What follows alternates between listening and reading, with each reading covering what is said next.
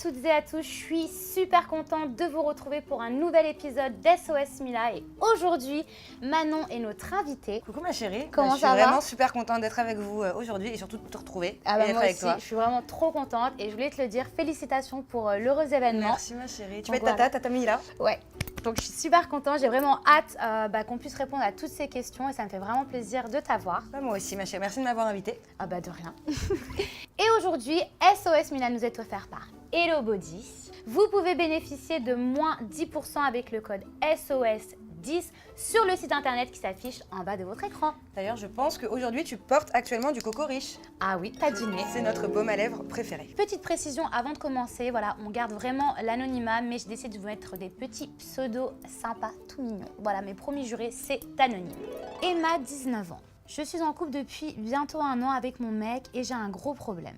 Je ne peux pas me mettre nue devant lui car j'ai des complexes. Je trouve que j'ai trop de forme. Du coup, on est toujours obligé d'être dans le noir dans l'intimité et j'ai peur qu'il se lasse. Bah, moi je connais ça, hein. J'ai eu ça à l'adolescence. Donc toi, qu'est-ce que tu conseillerais à Emma? Alors moi, ce que j'ai fait quand j'ai eu des complexes avec ma poitrine, bah, j'ai couru chez le chirurgien, mais ce n'est pas ce que je conseille à Emma.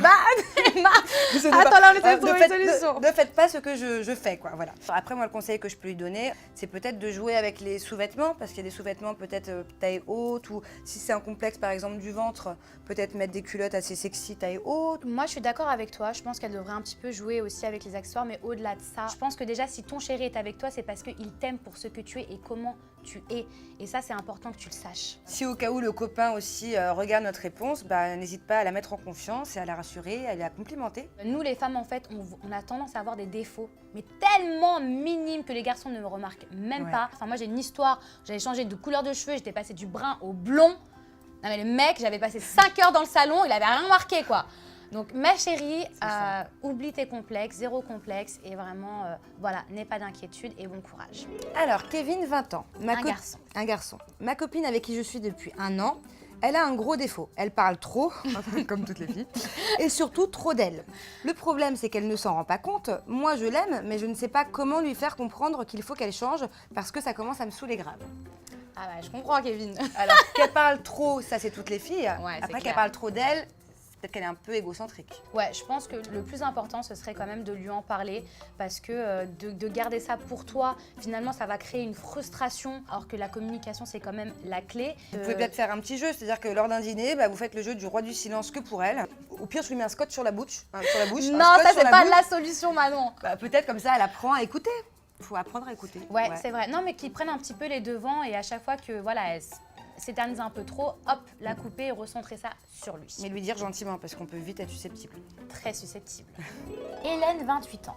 J'ai envie de vivre une relation sérieuse, mariage, enfant, etc.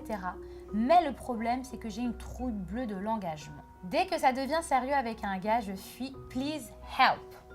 Oula. Généralement, c'est l'inverse. Ouais, généralement, c'est l'inverse. Généralement, c'est les mecs qui fuient dès que ça commence à devenir sérieux. Ouais, mais tu vois, en 2007, les meufs, maintenant, Ouais. c'est... 2000 combien, t'as dit? On est en 2017. Tu viens de dire 2016, ma chérie, on est en 2017. Bon, désolée Hélène, hein, on va la recadrer dans le temps. Hélène, je suis là, il me faut un café, je suis là. Ok, donc le conseil, Hélène, c'est que vraiment, vis le truc et laisse la chance aux garçons. Parce Bah oui. qu'effectivement, si au bout de 2 semaines ou même 2 mois de relation, tu t'en vas, oui, c'est bien beau de vouloir un mariage, de vouloir des choses comme ça, mais en fait, être en relation aussi, c'est faire des sacrifices, c'est faire des compromis. Et faut savoir ce que tu veux. En fait, il faut que tu saches ce que tu veux vraiment. Régis, 20 ans, je te laisse lire. Je suis en stage actuellement, je suis très attirée par ma patronne. Je ne veux pas quitter mon stage sans lui faire comprendre comment faire. Si le stage Moi, je se suis pas finit- trop pour de mélanger le professionnel et la vie privée. Ça finit toujours mal, ces histoires. Bah arrête, je suis avec Julien, au final ça finit bien. Non, mais ça n'a rien On à bosse voir. ensemble. Bah quoi, on a le Attends, même mais boulot. ça n'a rien à voir. C'est pas ton patron, c'est pas... Non, mais on est collègues de télé-réalité, c'est pareil. Puis il a 20 ans, il est majeur. Ouais, mais bon, attends, je suis en stage Fonce, actuellement. Régis, fonce. Non, Régis. Bah moi j'ai un conseil. Tu lui fais comprendre sans lui faire comprendre. Moi je suis la pro pour ça. C'est-à-dire qu'en fait tu fais un sous-entendu. Si tu vois qu'à ce moment-là elle devient blême et qu'elle bégaye, Tu dis que c'est une blague. voilà, mais genre non, it was a joke. Et si tu vois qu'elle a ce petit sourire machin, Tu continues, tu pousses, jusqu'à temps qu'elle vienne vers toi. Bon, écoute Régis, soit tu suis les conseils de Manon, soit les miens. Moi personnellement, je trouve que c'est pas forcément une bonne idée de mélanger le professionnel au privé. En tout cas, Régis, suis le conseil que tu veux. On te laisse libre de choisir. Bon les amis, malheureusement, c'est déjà terminé. Mais la bonne nouvelle, c'est qu'on se retrouve demain pour un nouvel épisode et répondre à toutes vos questions. Vous pouvez tout retrouver sur Non-Stop